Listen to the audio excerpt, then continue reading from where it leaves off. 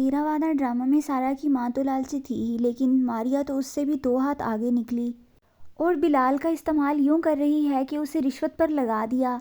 लेकिन मारिया का ये मक्कार चेहरा भी एक दिन बिलाल के सामने ज़रूर खुलेगा कि इसे तो मुझसे कोई मोहब्बत नहीं थी, इसे तो सिर्फ ऐशो इशरत और ये दौलत चाहिए थी और इसने अपनी इन आसाइशों की खातिर ही मुझसे शादी की है और उसकी बहन को इतना जलील किया।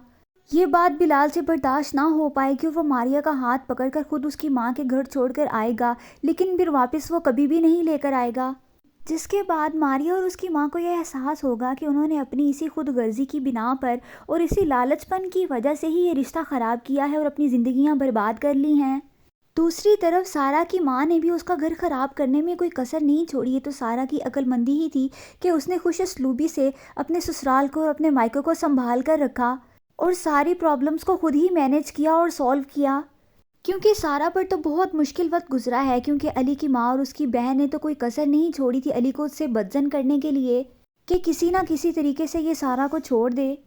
और दूसरी तरफ सारा की लालची माँ ने उसके पैसे खाने और उसकी नौकरी के लिए हर मुमकिन कोशिश की, लेकिन इस सब के बाद भी सारा की सच्चाई और अक्लमंदी की वजह से सब ठीक हो गया, उसने सब कुछ खुद ही मैनेज कर लिया। लेकिन दूसरी तरफ मारिया ने तो अपनी ज़िंदगी खुद ही बर्बाद कर ली और उसकी इन्हीं चालाकियों ने उसका अपना ही घर बर्बाद कर दिया। ड्रामा सीरियल तेरा वादा की नेक्स्ट आने वाली एपिसोड्स बहुत ज़्यादा इंटरेस्टिंग होने वाली हैं।